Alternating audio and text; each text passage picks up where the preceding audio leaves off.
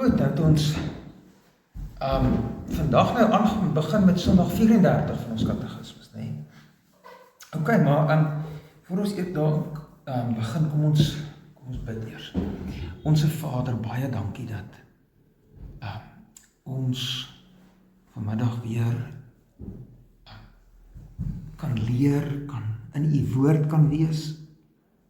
En Here, ons wil bid dat ons U leer ken. Dat ons U sal begin lief hê, al hoe meer en meer. En help ons as ons vanmiddag daar U in die katekismes is en in die woord is, dat dit gebeur. Help ons om nie maar net dinge te leer nie, kennis by te kry nie. Gee Here dat ons regtig in 'n verhouding met U sal kom en daarin sal groei. Amen. Goed, Sondag 34 sê julle vir my. Kom ons dink net so 'n bietjie vinnig na, as ons het nou al, as ons nou 'n bietjie kyk net weer na die groot storie van die katekismes, né? Wat is die groot tema van die Heidelbergse katekismes? Wat 'n groot skrifthema dan natuurlik ook is, né? Ja? Troos, né? Troos. En wat is dit? Is dit onsself die maar aan Jesus behoort. Dat ons aan Jesus behoort. Nee, mooi.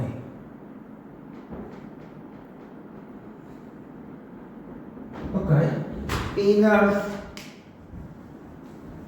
om aan Jesus te behoort, wat moet in jou lewe gebeur? Wat gebeur in jou lewe wat daartoe lei dat jy aan Jesus behoort en dan voortvloei uit jou aan Jesus behoort? Wat is dit? Ons kyk na die katekismes.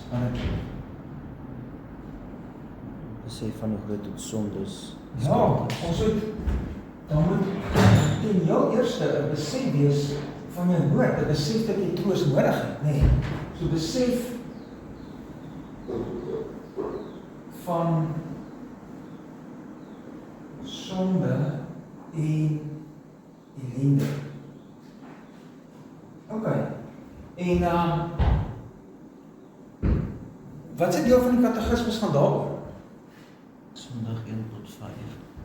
Ja, Sondag 1 tot 5. 2 tot 5. 2 tot 4, ja. 5 begin die gedeelte wat gaan oor verlossing. So dis die eerste ding. Die tweede ding is dan, ons moet verstaan, ons moet weet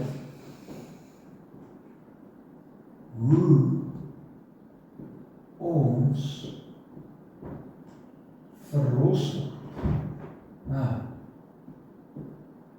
ons kan ook sê, wie ons verlos. En hoe hy my verlosser word. So iets nou. Ok, dis Sondag wat tot wat? Tot 2:31. Sê jy? Tot 31. Ja, Sondag. Wat tot 31. Ok, dan, wat vloei, kan ons amper sê, vloei hier uit voort? Dankbaarheid. Dankbaarheid, nee, dankbaarheid vloei daar uit voort. Jy is verskriklik dankbaar as jy hierdie besef, en jy leer Jesus ken, en jy is in 'n verhouding met hom, en hy is jou verlosser, dan kom daar dankbaarheid. Nou,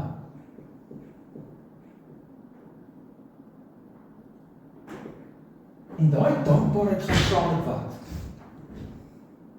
Goeie werk. 'n lewe van goeie werke. Uit dit uitkom 'n lewe van goeie werke.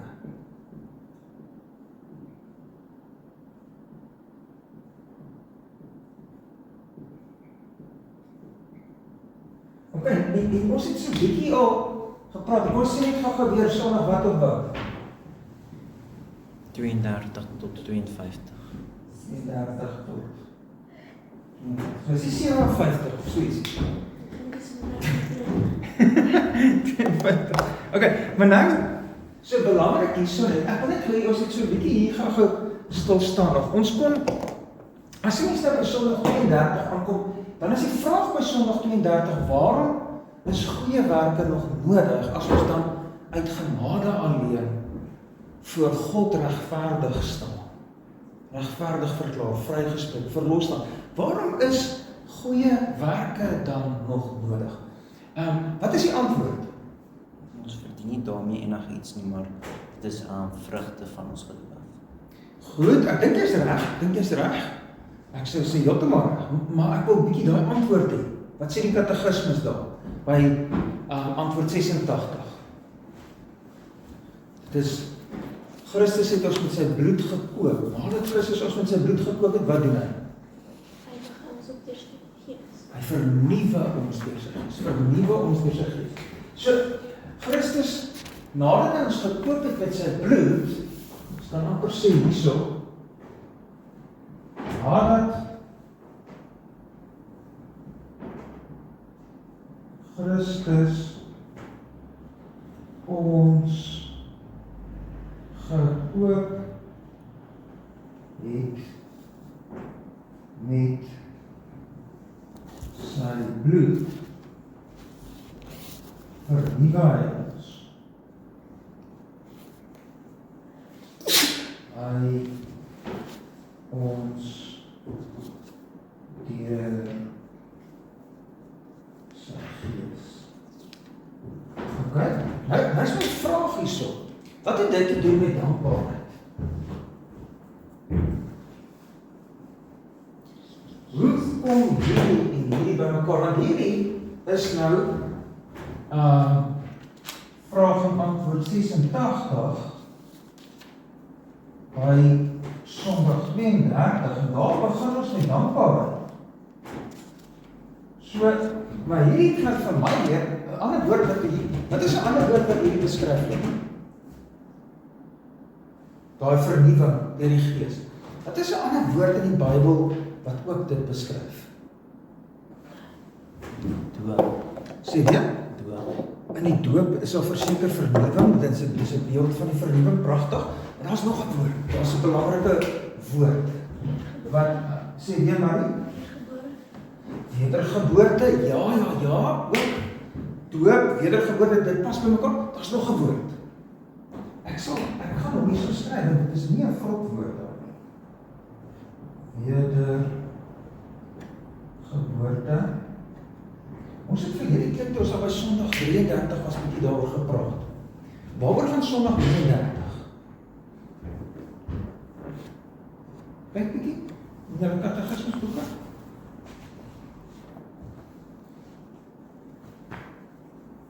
Nou, hoeveel dele bestaan die ware bekering? Okay, en uit hoeveel dele? In 2 dele. 2 dele, wat is die 2 dele? Die afsterwing van die ou mens en die opstanding van die nuwe mens. Okay, en daai afsterwing en opstaan, waarmee kan ons dit ook beskryf? Wat is 'n woord? Wedergeboorte is 'n woord, maar daar's nog woorde.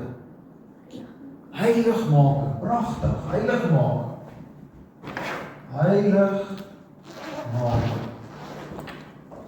En ons praat ook van voortgaande heiligmaking. Wat is 'n woord gebruik in katekisme self? Bekering, nee, ons kan sê daaglikse bekering.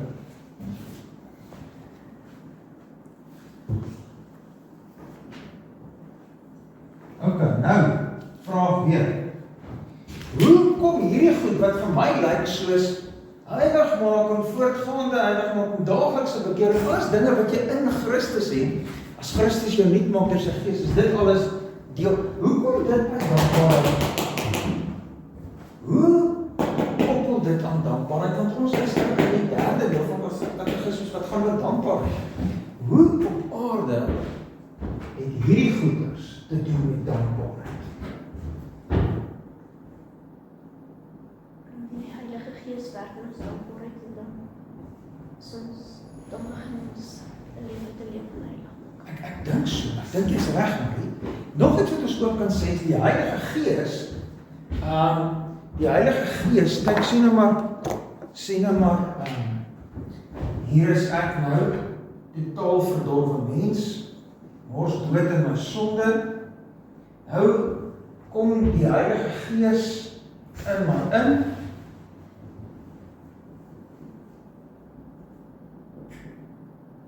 en vernuwe my, so dink 'n bietjie aan daai vernuwe my, maak my lewend, en dadelik wat hy doen is, as ek nou hier begin lewend word is, hy gee vir my oë om te sien. Heilige Gees gee geestelike oë.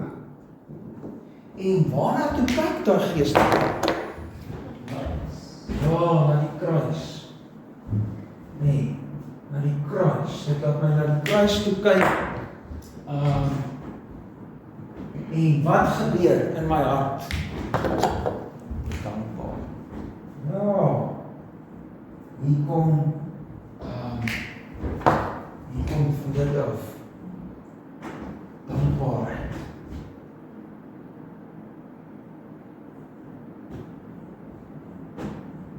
Dankbaarheid. Wat maak dat ek my lewe radikaal wil oorgee aan die Here. Maak dit sin? Okay, en dan dit is die nuwe lewe wat die Heilige Gees ook aan ons laat. En dit bestaan dan uit 'n lewe van voortdurende heiligmaking, daaglikse bekering, en die patroon van die voortdurende heiligmaking of die daaglikse heiligmaking is die afsterwing van die ou mens, die opstanding van die nuwe mens. Wat is afsterwing van die ou mens?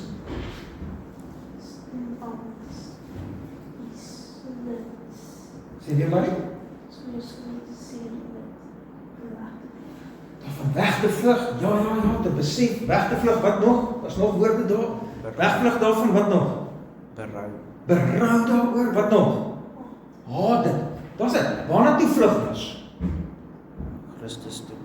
In Christus, in altyd. En in Christus kom daar blydskap, want dit is 'n hartlike blydskap in God deur Christus, en 'n lus en 'n liefde ontwikkel ons om God te dien. Ja, met goeie werke. Wat is goeie werke? Is dit sommer enige ding wat jy uitdink? Net wat uit ware geloof. Dit kom uit 'n ware geloof, en dit is volgens die wet van God. Tot sy eer. En nie volgens ons goeddinke. Nie volgens ons goeddinke of oorgelewerde gebruike. Nou, as ons begin leef met ek wil goeie werke doen soos wat ek dink, dan is ons presies weer by die paradys, by die sondeval. Want daar het Satan dan vir ons gesê, julle kan doen wat julle wil, soos julle goeddink. Maar nou, as jy verlos word, juist nie, dan kom daar die nuwe lewe van goeie werke uit, die afsterwing van die ou mens, die opstanding van die nuwe mens. En hoe is daai opstanding van die nuwe mens? Hy is 'n slaaf van God. Hy wil hom radikaal oorgee aan God. En 'n slaaf het nie sy eie wil en sy eie goeddinke nie. Hy dink God se gedagtes agter God aan. Okay, maak dit sin vir julle? Baie belangrik. As jy dit sien, as ons nou gaan begin om die gebooie te doen, hè? Baie belangrik moet ons net, as ons die 10 gebooie nou doen, dan gaan julle sien, ons moet probeer om daai patroon van die afsterwing van die ou mens en die opstanding van die nuwe mens by elke gebod ook te sien.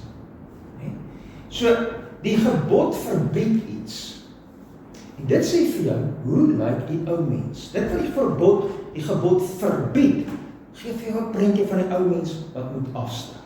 Maar dan baie maal die teenoorgestelde van dit wat die gebod verbied, hy is vir jou die nuwe mens, en wat die nuwe mens moet. So as die gebod sê, geen ander gode voor God se aangesig nie, dis die ou mens. Die ou mens is 'n mens vol afgode. So lyk die nuwe mens. Hy leef God gesentreerd. Hy soek God. Hy is lief vir God alleen. Okay, so dis die goed wat 'n mens moet probeer elke keer. Soos mens hierdie gebooie gaan, dan sien ons, dis hoe dit werk. Okay. Goed, so nog 'n ding wat 'n mens dan gaan sien, julle. Soos hierdie gebooie werk is die katekismes begin as ons nou hierso werk. Dan begin die katekismes en dit sê, waaruit ken jy jou sonde in die lewe? Uit die wet. En dan vra die volgende vraagie, vraagie 4, hoe bly die wet van God? Wat is die wet van God? Liefde. Nou, so daar het ons nie met die 10 gebooie gewerk nie, nou werk ons wel met die 10 gebooie, maar die belangrike ding is nog steeds die liefde. Die liefde, ons gaan dit nou raak sien, ek dink julle het dit raak gesien in die les ook. Die eerste tafel van die gebed was vir jou lyk liefde tot God. Tweede tafel van die wet was vir jou lyk liefde tot die naaste. Maar, en hier is nou 'n belangrike ding wat ons gaan raak sien. Ons kan ook hier by die behandeling van die 10 gebooie terugkeer soontoe na die eerste deel van die katekismes. Want nou begin jy dan liefde tot God en liefde tot jou naaste ook probeer te verstaan. Jy begin raak sien, waar is jy besig om God te haat en waar is jy besig om God lief te hê. So, die goed vul mekaar partykeer aan, asof ons dit in sulke waterdigte boksies uit mekaar uit moet hou nie, nee. Dit wat ons hier leer oor die 10 gebooie help jy ook weer om daar kennis van jou ellende te hê. Want, kyk nou, waaruit bestaan die heiligmaking? Uit wat? Afsterwing van die ou mens. Opstanding van die nuwe mens. Wat is die afsterwing van die ou mens? Hartlike berou. Hartlike berou, dis sonbesef. Sonbesef. Nou, hierdie voordaaglikse bekering het op 'n punt begin. Dis die eerste bekering. En dan is ons daar. So dis asof daai eerste bekering in 'n mens se lewe ook in die daaglikse bekering voortgaan. Nee? Of baie maal, dink ons het dit nou vir mekaar gesê, word ons in 'n kerkhuis groot en jy's dalk eers heeltemal bewus van waar dit daai eerste bekering gebeur nie, of die wedergeboorte gebeur nie. Ja? Maar soos wat jy vorder in die daaglikse bekering, weet jy, die eerste bekering is en die wedergeboorte is 'n werklikheid. Dis hoekom ek nou besig is met daaglikse bekering. Nou, en dan weet jy daai daaglikse bekering van my werk eintlik soos die eerste bekering. Dit is 'n voortdurende besef van my sonde, 'n voortdurende wegvlug na Christus. In Christus bly, want in Christus kan ek word ek al hoe meer die nuwe mens wat ek is in hom. Okay, maak dit sin vir jou? So as dit nou hier moet sit om goeders gepraat. Maar ek dink dit is belangrik, net so 'n bietjie die agtergrond kry van as ons nou die 10 gebooie ingaan, dan gaan ons met dit begin werk. Okay, maak dit sin vir julle? Right, kom ons merk 'n bietjie die werk.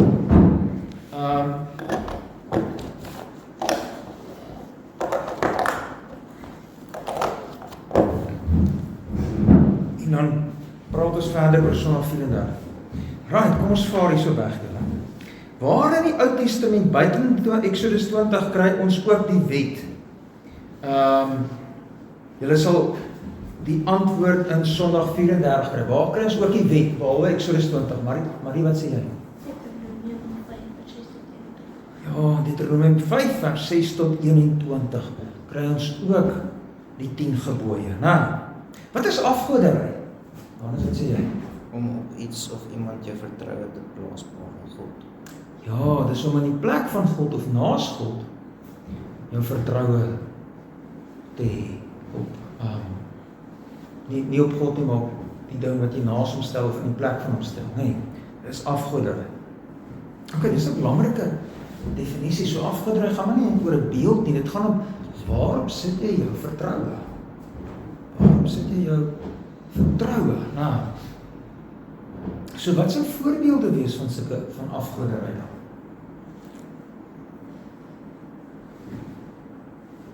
Goeie werke. Jy kan jou vertroue sit op goeie werke. Nee, wie doen dit? Jouself.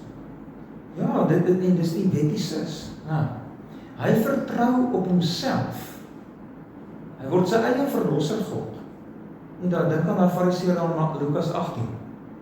Wat, dit is mos hoe dit begin daarso. Dit sê, ek gaan my Bybel daar oopmaak. Lukas 18 sê, versie 9 toe, het Jesus aan die volk van, ek sê die verkeerde plek. Lukas 18, versie 9. En Jesus het ook met die oog op sommige, wat op hulle self vertrou dat hulle regverdig is, en die ander verag, hierdie gelykenis vertel. En dan kan hy sien, hy het op sy goeie werke vertrou. Maar hy vertrou eintlik op homself wat die goeie werke doen, wat dan hom by God aanvaarbaar moet maak. Dis afgoderry, dis die oortreding van die eerste gebod. Nee, dis waarom die Fariseërs besig is, en dis hoekom hulle die hele tyd al hoe meer en meer skuldig word. Okay? So dis een voorbeeld van afgoderry. Wat is nog 'n voorbeeld? Wetenskap. Hoe sou jy sê dit kan 'n afgod wees? Ons dink dat ons nie meer God nodig het nie, want ons wetenskap het ons self red. Ja, ons het die wetenskap, ons vertrou op die mediese wetenskap bijvoorbeeld. Mediese wetenskap sal vir ons die goeie lewe gee. Okay? Wat nog? Sport. Okay, hoe kan sport afgod wees? Jy kan op sport vertrou vir jou alle geluk te gee. Jy begin jou geluk soek in jou sport. Mooi, dit is 'n goeie voorbeeld. Wat nog?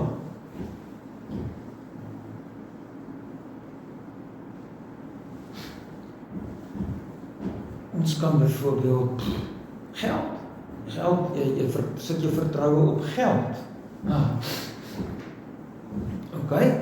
Wat is 'n merkteken in jou lewe dat jy besig is om jou vertroue dalk op jou geld te sit in plaas van op God? Dalk losbandige lewe. Die ander ding is bekommernis. Want nou het jy nie geld nie. Nou bekommer jy jou vrek, want waar gaan jy nou lewe vandaan afkry? Want jy het altyd jou vertroue op jou geld gesit en nou daai God verdwyn, hy is nou weg. Nou bekommer jy jou vrek. Dis 'n merkteken van ek is besig om my vertroue op geld te sit in plaas van op God. Nou, so sien ons die ou mense in ons. En ons sien die ou verdorwe natuur. Dis waarom die ou verdorwe natuur lewe. Hy lewe daarmee en hy en koning sonde. Hulle is die hele tyd daar besig om ons aan te val. En dis ou sondige patrone in ons lewe, ou menspatrone in ons lewe wat ons moet aflê. Nou, okay. So, mens kan nog 'n hele klompie dinge aan dink, Ek dink soos die ryk jou man, as mens nou kyk na, net hier so by Lukas 18 vers 18, kry die storie van die ryk jou man, Hy het op sy geld vertrou, en vir hom die goeie lewe te gee. Maar hy kort dit die hele tyd. Hy kort regtig die goeie lewe, en dan sê ek soos van hom, wie wat, jy kort jou gaan verkoop alles wat jy, sê dit vir die armes, kom hier, neem die kruis op, volg my. Dat sê nie. Daai God is te erg, te groot hou vas op. Okay? Hy sit sy vertroue op, en daai God moet vir my die goeie lewe gee. En so kan hy mens met allerlei goed in jou lewe. Partykeer is dit nie eers sondige goed nie, partykeer is dit goeie goed.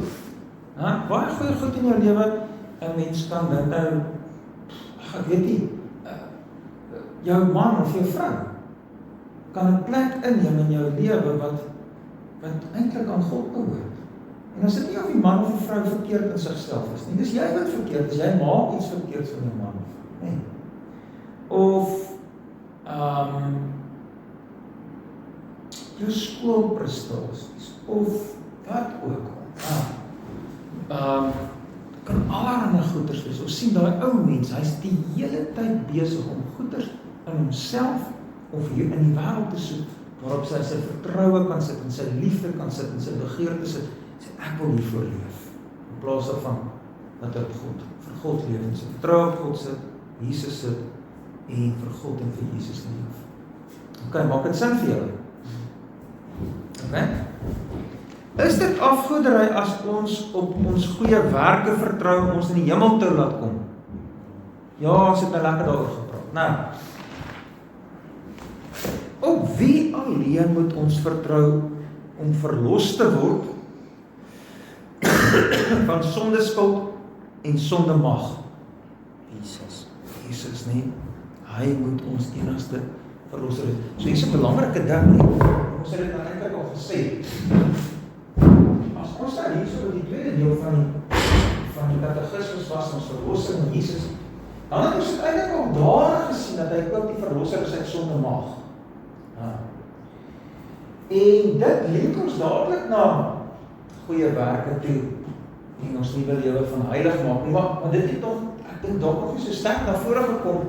Nee, hier kom dit lekker sterk na vore die hele ding oor goeie werke. Nou is dit nie asof nou as jy verlos, jy is regverdig voor God en nou sê God, okay, nou is jy op jou eie en nou moet jy besig wees met 'n lewe van goeie werke. Nee, ons is nie besig met 'n lewe van goeie werke alleen deur die geloof in Jesus Christus. Nee, ek is net so afhanklik soos ek van my regverdig verklaring is, net soos ek afhanklik van Jesus om my lewe van heilig maak met goeie werke. Nee. So die Heilige Gees van my heeltyd ook laat sien, my eie swakheid, en kyk, die oplossing is by Jesus. My eie sonde, stop, die oplossing is by Jesus, dan kom dankbaarheid. Dan sê hy, my eie swakheid, die oplossing, my eie swakheid en onvermoë om goeie werke te doen, die oplossing is in Jesus, dan kom dankbaarheid en die oorgawe aan Jesus. Maak het sin? Okay. Nou,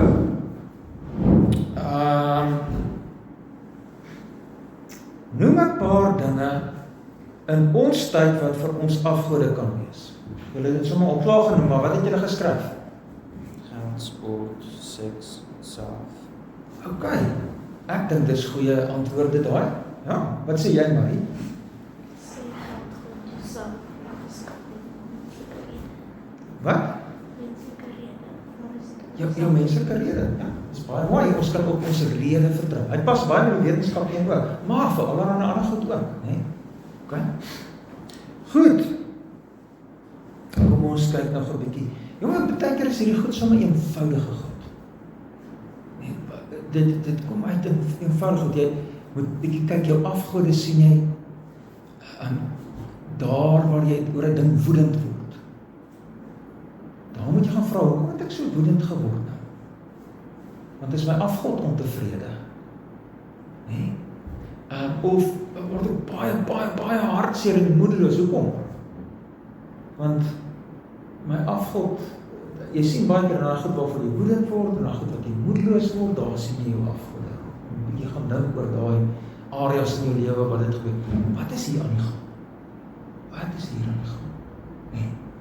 Sien nou maar, jy is verskriklik kwaad, omdat Marie beter doen as jy in die toets.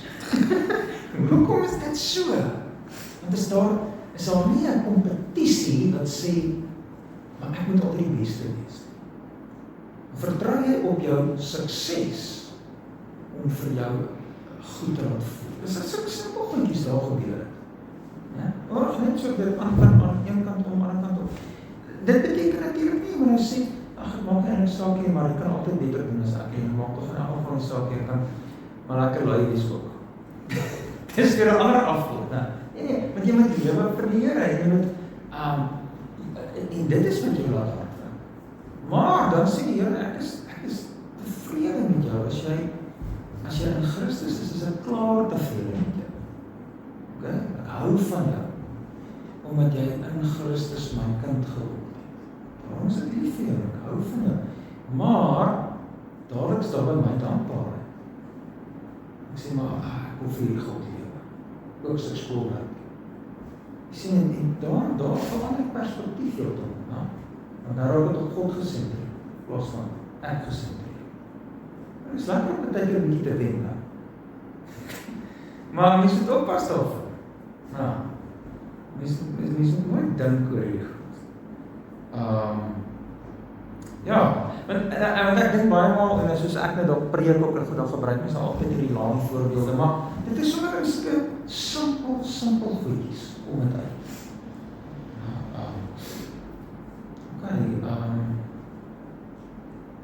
Ja. Goed. Kom ons kyk na daai afdeling B. Hoe vat ons Here Jesus Christus die wet saam in Matteus 22 vers 37 tot 40?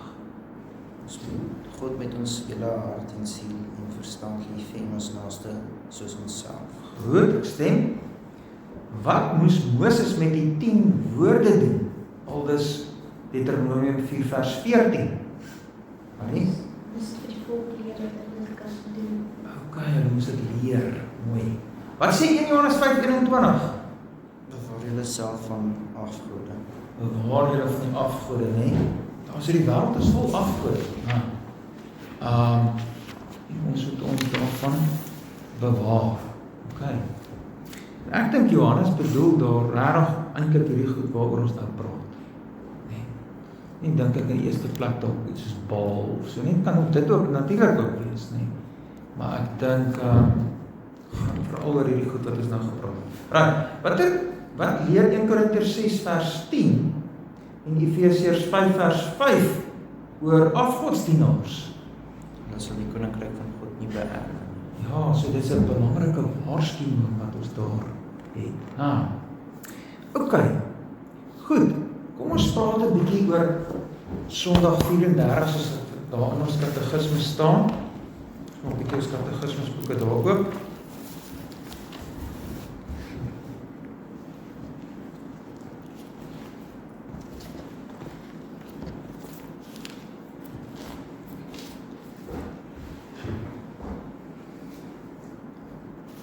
Okay.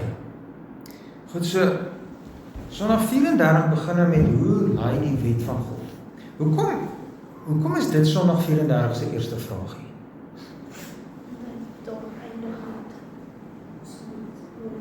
Ons goeie werke ons Die goeie werke was nou volgens die wet van God en nou gaan ons begin leer oor die wet van God. Okay, so jou logies vloei die goed nou voort. Gaan nou leer oor die wet van God en dan word die 10 gebooie vir ons nou daar gegee. Dan vraag 93. Hoe word hierdie gebooie ingedeel? Hoe word hierdie gebooie ingedeel? In 2 tafels.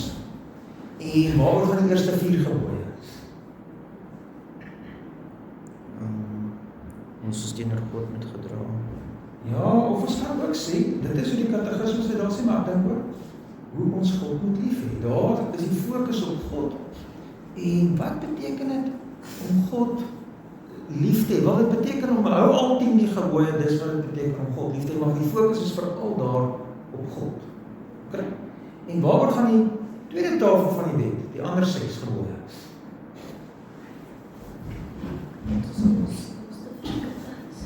Ja, hoe moet jy jou naaste lief hê? Hoe lyk dit prakties as jy jou naaste lief het? Hoe lyk dit prakties as jy God lief het?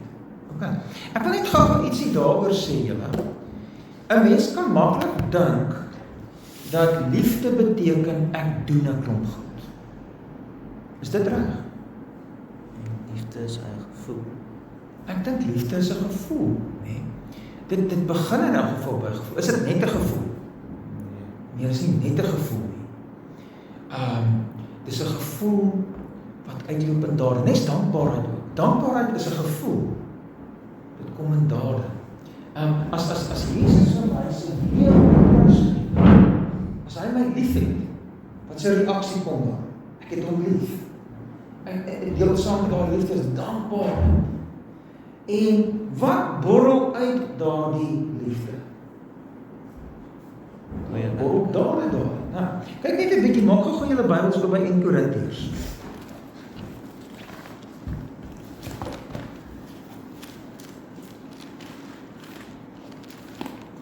In Korintiërs 13.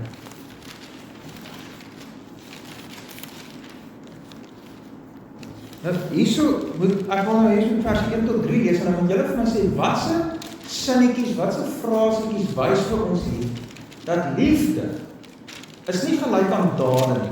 Met ander woorde, ek doen dade en daarom het ek lief. Liefde is gelyk aan dade. Ek wil hê ons moet in hierdie gedeelte 1 Korintiërs 13 vers 1 tot 3 dit 'n bietjie raak sien. Kom ons lees Johannes lees jy vir ons versie 1. Al sou ek die talle van mense en engele spreek, en ek het nie die liefde nie, dan het ek 'n klinkende metaal of 'n leidende simbool geword.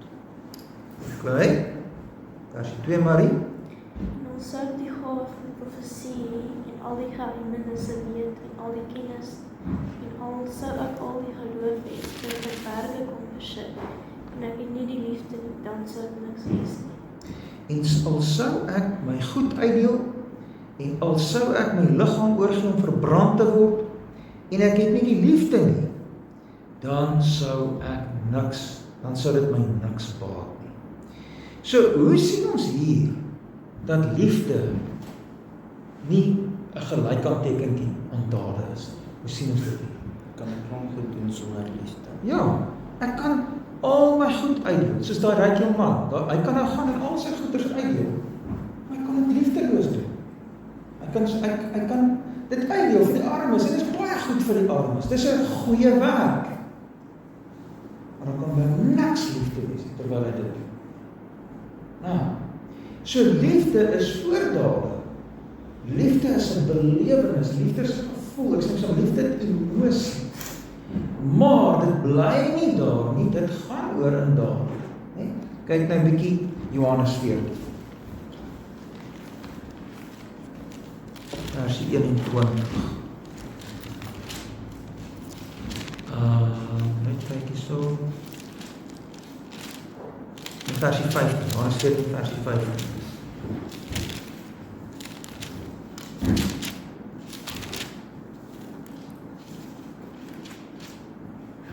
Lees 'n bietjie vir ons, Johannes.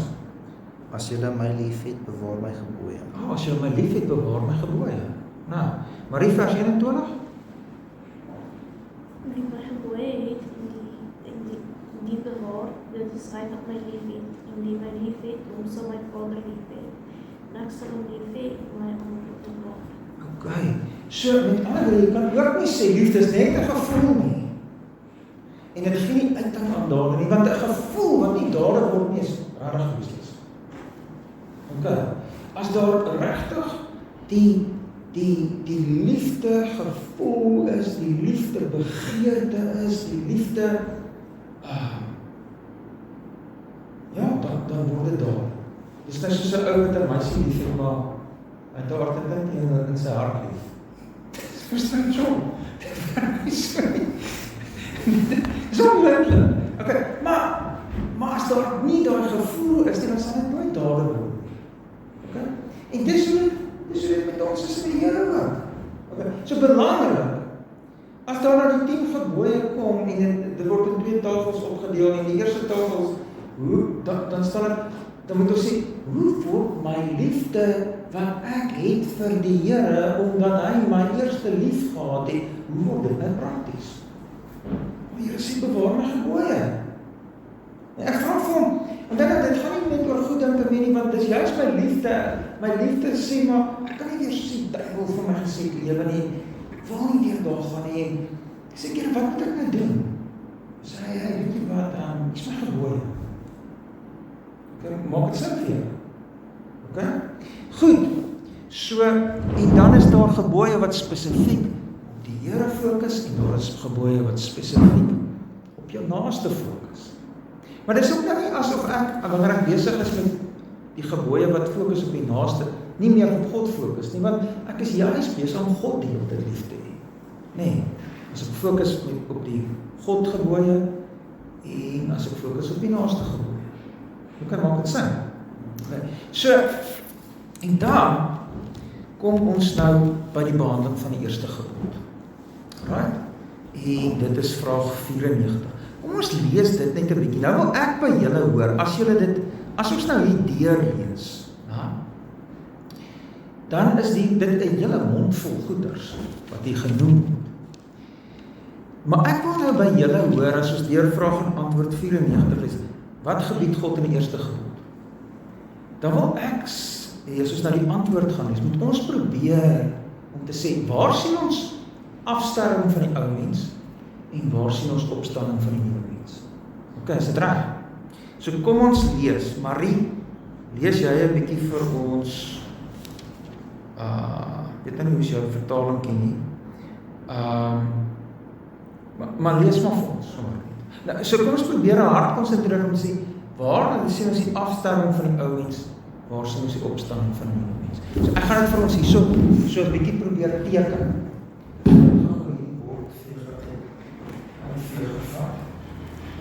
Dan sê ons, dan probeer ons dit nou vir onsself hier visueel voorstel. Nee. Nou dat ek groot word, ek moet daar iets vandag.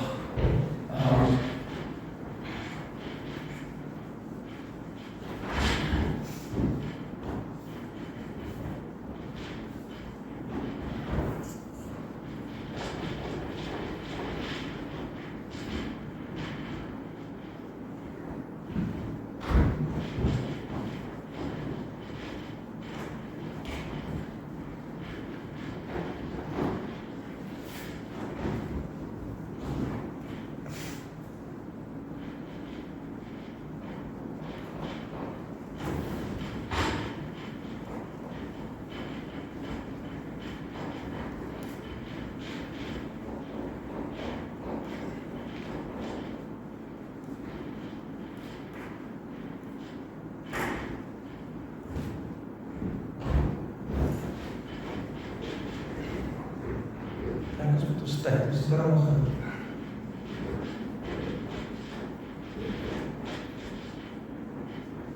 Ok, ons kyk hier bietjie so. So staan.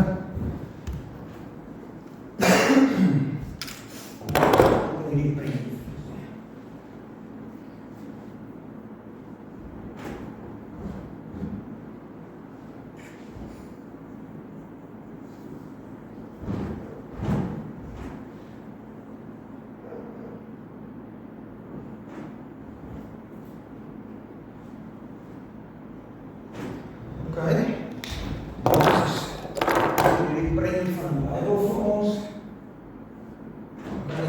Sondeval lewe ons nou hier in die slawekoninkryk van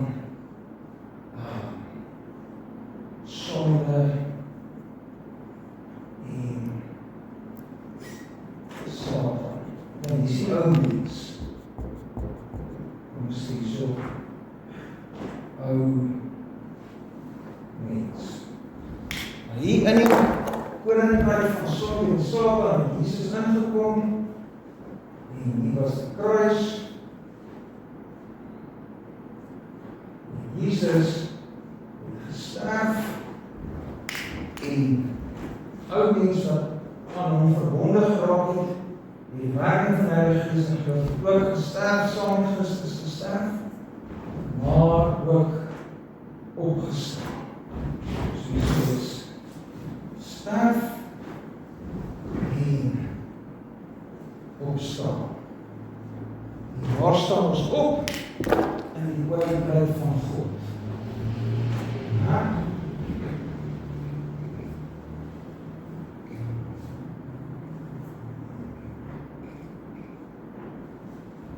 Goed, en hierso is nou die nuwe mens.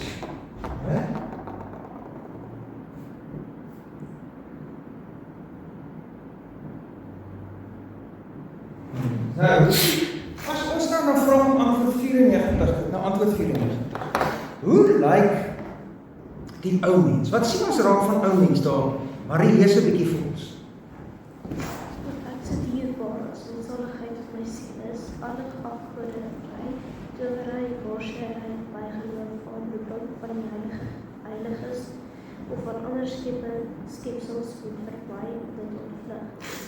En die enige ware God reg moet weerken, om alleen moet vertrou in alle ootmoedigheid en leidsaamheid, maar hom alleen moet onderwerp. Van hom alleen alles wat goed is moet verwag, om van ganse hart en vrees die Here. sodat ek eerder van die alle skepsels sal afsien en dit ontvaar as dat ek die allerminste teen sy wil sal hou. Ja, dis maar geweldig wat hier so staan, hè? Geweldig. Kom ons dink 'n bietjie, wat sy ou mens goed sien ons daarop? Waarmee het die ou mens geloof?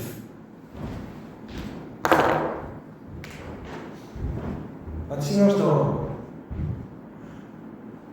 Afgoderry. Afgoderry? Ja, so kan ons sê, ou mens leef met, ons maak so, afgoderry. Ja, wat nog? Towery, waarsery. Towery, waar, sê, wat nog? Bygeloof. Bygeloof. Wat nog? Aanroeping van die heiliges of ander skepsels. Aanroeping van heiliges. Wat nog? Drinkglas. Nou, daarvan moet jy wegvlug. Dit wat ons hier dan aan woordjie toe van Psalm 33, hè? Berou, haat, wegvlug. Nou, hierdie ou mens het gesterf en ons lewe nou nie meer vandag. Hierdie is alles deel van ons ou verdorwe natuur en die feit dat ek gesterf het, Romeine 6, maak ons vry daarvan, ek is nou 'n nuwe mens. Hoe lyk die nuwe mens lewe? Wat sê goed sien ons? Daar is Sondag, my vrou antwoord die vereniging. Sê jy? Hy leer die enige ware God reg ken. Reg God ken. En daai ken beteken natuurlik om al dieper te groei in 'n verhouding met hom. Die nuwe mens wil God ken, al meer. Wat nog?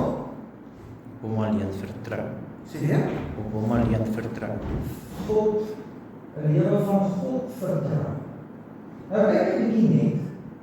Nie vertrou staan direk teenoor towery, waarsêry, bygeloof. Want as ek besig is met towery en waarsêry, wat ek sê ek vertrou nie God nie. Want towery gee vir my mag, hè? As ek nou hierso 'n demoon kan oproep, wie lig op julle tafel? Hier kom die ouens en sê, "Hey ouens, kyk ek het 'n tafel, tarafon. Hier sweep die tafel en wat dink almal? Hy mag, hè? Dis towery werk.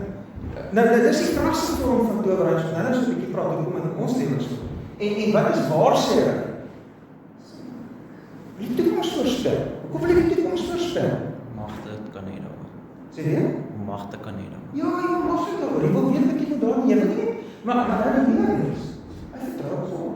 Hy sê God weet wat in die toekoms is en God weet wat al die toekoms dan is. So ek sê ek hoef nie te weet wat in die toekoms aangaan, want ek vertrou op my God. Hy is my Vader.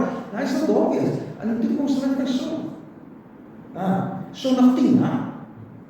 Vaste vertrou op God dat hy ook vir die toekoms dat niks van sy liefde kan skei.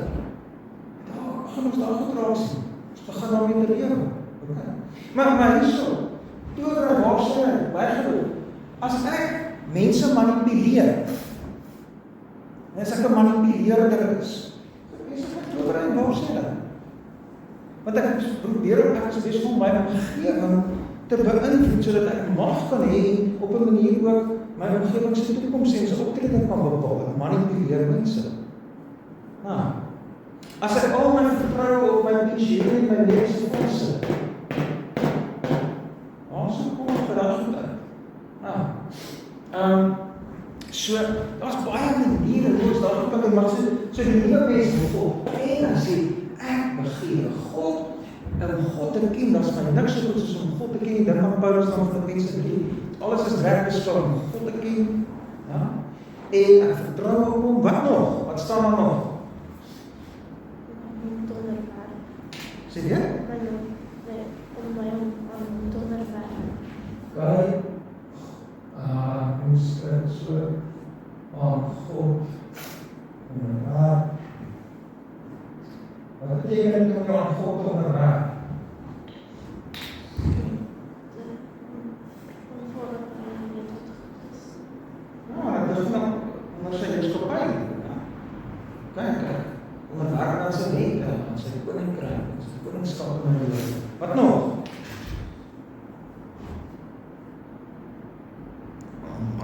goed is van hom te verwag.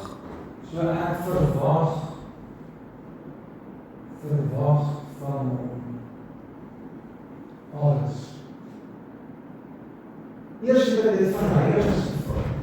Want in daai tyd, toe die katekismes geskryf is in die Rooms-Katolieke Kerk en ons baie, as jy siek is, dan gaan jy na Sint Francis. En as jy 'n weeskind het, dan teen jy vir Sint Patrick. En so gaan dit, ek weet nie wat daar is. Nou, maar nee, nou van ons alles van God. Maar dis vir ons ook so iets. Verwag alles van God. Okay? En ons het hierdie goed manifesteer maar net op ander maniere wat ons maar dit is daar. Okay, die ou mens.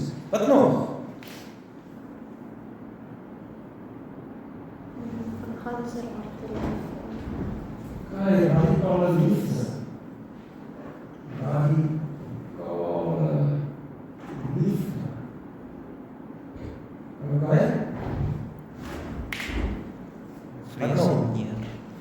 Vrees, wat is godsvrees? Wat nog? Eer. Sê dit? Eer. Godsvrees, eer ons sit dit by mekaar, wat nog?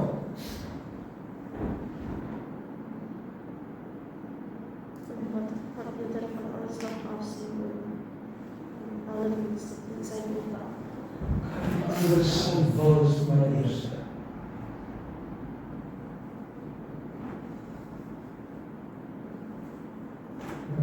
So dis wat ons daar raaks. Nou, dit is so net prakties dat vir ons lyk, is eintlik geweldig wonderlik hoe die katekisme net so baie prakties is. So is en vir ons wys in ons lewens hoe lyk die ou mens, hoe lyk die nuwe mens en mens kan dit eintlik regtig toepas. En so, mens kan regtig sien hierdie is goeders wat in die 1500s geskryf is, nee. As ons nou vandag katekismes geskryf het, so dalk 'n bietjie anders goed geskryf, maar jy goed, jy hoef nie vaak te dink en sien hoe gebeur dit by ons. En ons gesin dalk en ons kerkmense is dalk in die ver van Oorbraai en Waarsaai af, maar as jy so 'n bietjie dink, dan kry jy maar as jy so aan die ander kant by Kroonwil en so gaan dan daar is daar gebeur. En so dit hang nie af wat se kultuur ons is. Maar ons kry so 'n bietjie dink, dan sien ons hoe Waarsaai en Waarsaai en daar is dit goed langs. En daarom sien ons geweldig prakties is hierdie boek vir ons. Vir ons te wys, hoe lyk die ou mens? Hoe lyk die ou mens? Wat moet ek afleer? Wat moet ek opneem? En hoe gaan dit gebeur? Hierdie mens hier, wat nou besig is om daagliks al die ou mens af te leer en al die nuwe mense te word, wat is? Heeltyd in die kruis. Die Heilige Gees het heeltyd in die kruis gekom sê, ek het hierdie Here vir my lief. Daarom gee ek my oor in die, daarom vlug ek weg van my ou mens. Daarom wil ek al die lief. So Paulus gesê in Romeine 16, ek sê maar die Here is vrygemaak van die sonde. En julle het slawe geword van God. Dan gee julle dan oor in daar verslae aan God. En stry teen die sonde. Okay? So ek dink dis wat mense daar raak sien en dan fokus die katekisme spesifiek dan op wat is afgoderry. Iets waarop jy vertroue stel en daar sien ons eintlik hoe hierdie daai vraag wat eintlik hier goed sal vanaf amper almal omvat. Al hierdie goed is op 'n manier eintlik afgoderry. En ons moet dan daaraan werk vir ons is dan eerste gebod.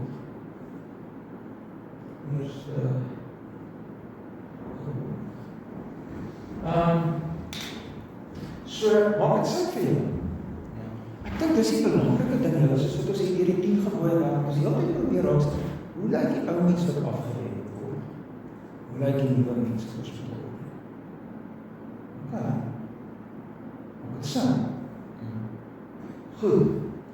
Ons stop.